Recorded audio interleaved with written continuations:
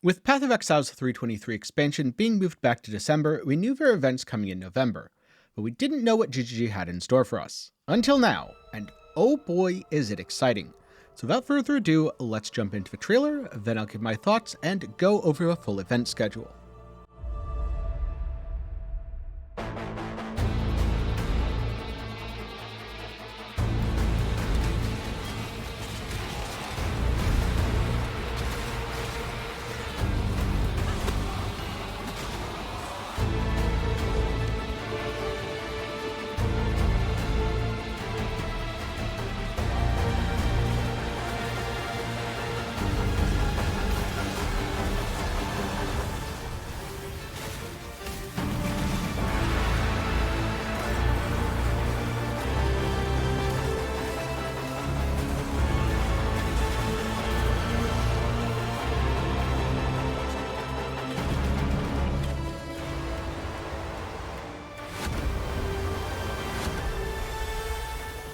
That's right, you get to experience Lake of Kalandra and Sentinel.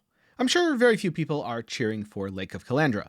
Personally, I thought it was a pretty decent mechanic, but it also felt a little bit more like a tech demo than something that was fully fleshed out.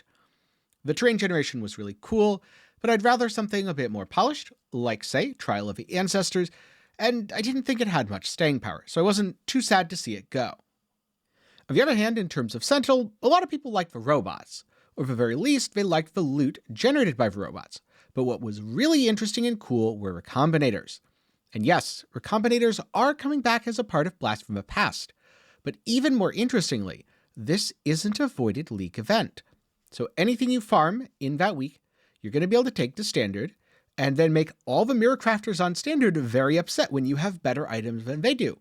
Because you might even be able to do something truly insane, like get the special affixes from your recombinators on an item, and then take it to the lake and reflect it, potentially doubling the effects.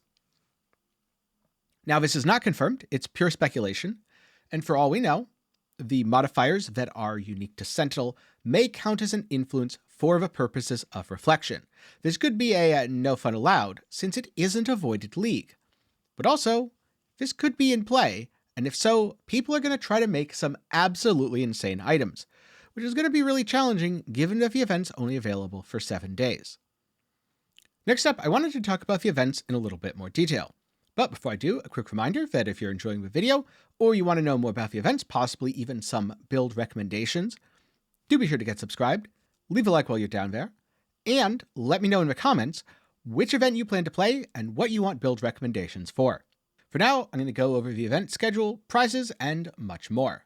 So here we have the Path of Exile 2023 November event schedule. First up, on November 3rd, it's Krangled Passives, which I don't know how many people actually enjoyed. I thought it was cool in theory, and then I heard nothing but horror stories about it in practice. So I don't expect this one to be super popular. Next up, we have Blast from the Past, where you get, on November 10th, to experience Lake of Kalandra and Sentinel again. And I expect this one's going to be really popular. Then last but not least, Shifting Stones on November 17th for 7 days. This is certainly no Endless Delirium, but I don't think it's nearly as cool as Blast from the Past. This is also some of the prizes that you can win, and for now, let's get into a few details. So, Krangled Passives. It is not voided, but let's be honest, you're barely going to be progressing since you're going to spend all your time farming regrets. You lose 5 times normal experience on death, so half of a level every time you die. It's available on PC and console. Here are the prizes. These are random draws. You can do a mystery box, and you can get the Mercurial set, plus some of this stuff if you are a top player. Now, personally, I would never advise playing just for the prizes. If you think you're going to hate the event, or just don't think you're going to enjoy it, don't play it just for a chance of this stuff. That's a really good way to get burnt out and end up feeling very disappointed.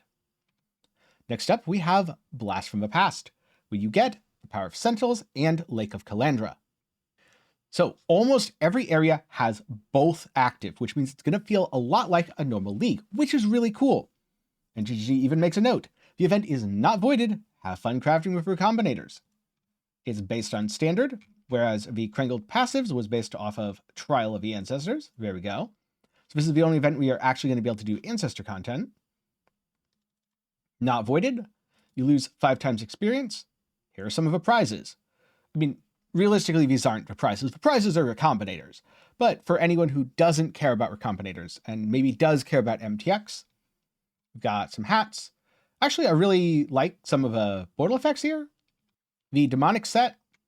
Yeah, I mean, if you want to feel like you're playing Diablo, this is definitely the set to go with. But I expect most people are going to be playing Blast from the Past for the mechanics, especially for Sentinels and Recombinator crafting, rather than for the prizes. Last but not least, we have Shifting Stones. Now, personally, I've never wanted to be possessed by 10 tormented spirits in the Mudflats. I've never wanted to be in the Mudflats to begin with. But the idea of 10 tormented spirits plus Speaker of the Dead, Blight plus Cassia's Pride, Legion plus Timeless Conflict, Delirium plus Unending Nightmare, and Beyond plus Endless Tide does make for some interesting farming. I think the Speaker of the Dead plus 10 Tormented Spirits is the coolest, as not everyone had time to do Ghost-busting Magic Find, and now with no investment, you're going to be able to do full Ghost-busting Magic Find. You're going to get a lot of cool stuff, and anything with a lot of unique enemies, or enemies that naturally possess high rarity, like Beast, will be really cool, although also those enemies will be really hard to kill on what you're going to find in an event over 1 week. So go in with a really OP build. So let's say you hate Blight, or you think that Legion sucks with Timeless Conflict, wait 15 minutes, which is pretty much just a few maps, and you'll be good to go. It also means you're not going to get stuck in a loop of endlessly farming the one mechanic you want, as they're going to be constantly shifting. And hopefully, even though you can encounter one of them, I'd really hope that what this means is you encounter Speaker of the Dead a lot, because that's the thing that seems really cool about Shifting Stones. The rest are just kind of okay. Then prizes, we've got reach level 60, 70, all the usual random draw stuff.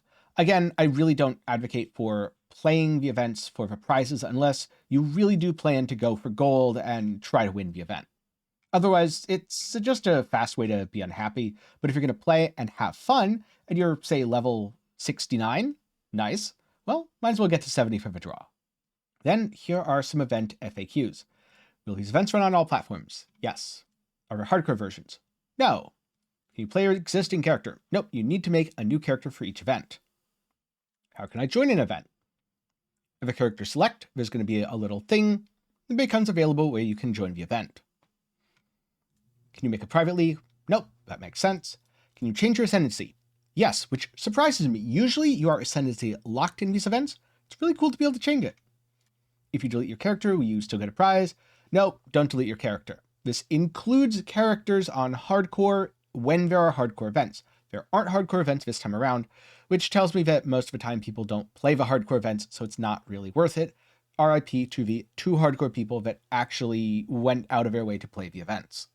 If you level multiple characters, we've got a greater chance. Yep, the drawings are based on character. Though the mystery boxes, you're only able to receive 2 per account, which means if you like 2 of the events but not 1, don't have to play all 3, play the ones you like, you'll get the same number of mystery boxes. Can you win more than 1 prize? Yes, minus the mystery boxes, which are limited.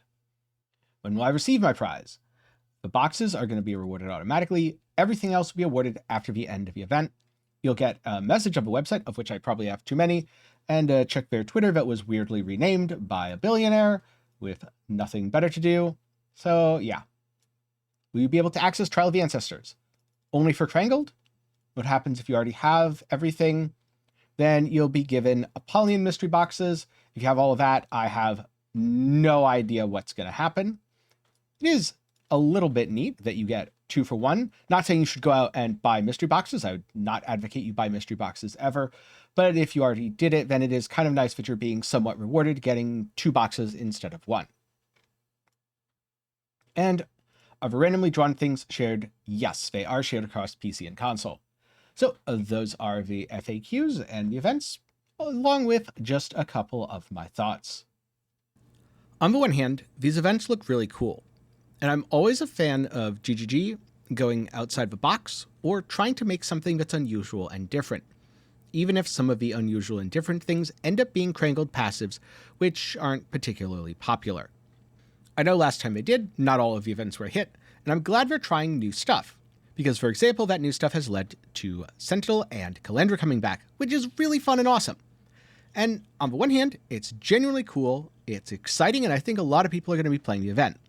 On the other hand, the end of a league is usually when I take a break from Path of Exile and play other games. Whether it's Torchlight Infinite, Last Epoch, or Diablo 4 if I'm playing an ARPG, maybe dabbling in stuff like Grim Dawn, or continuing the worst ARPG ever series. I'll link to episode 1 up in the card and down below if you're interested. Or playing entirely unrelated stuff like Assassin's Creed Mirage, random indie demos, a lot of which were very fun, or even something like Armored Core 6. So I'm not 100% decided on if I'm going to come back and try any of the events. If I do, it's 100% going to be the Sentinel and Kalandra one though. And so with that, I'm curious, which of the events do you think you're going to try? Be sure to let me know down in the comments below. If you're looking for something else to watch, maybe check out my previous video, Worst ARPG Ever, Hero Siege 2.0, where I tried Hero Siege for the 2.0 update, and oh boy do I have some thoughts. Link to that will be up in the card and down below. Or if you want to read up on all the events, check out the prize structure and all that, then I should shortly have an article linked over at Maxwell GG that goes over all of that in detail.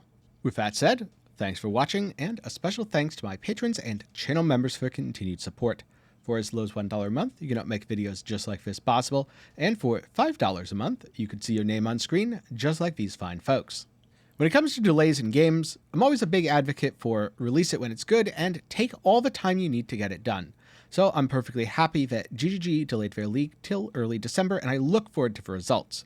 But it's also nice to have some events that are both different and interesting to pass the time until that happens. So thanks again for watching, hope you learned something, and I'll see you sometime soon, possibly in November, for some Kalandra and Sentinel.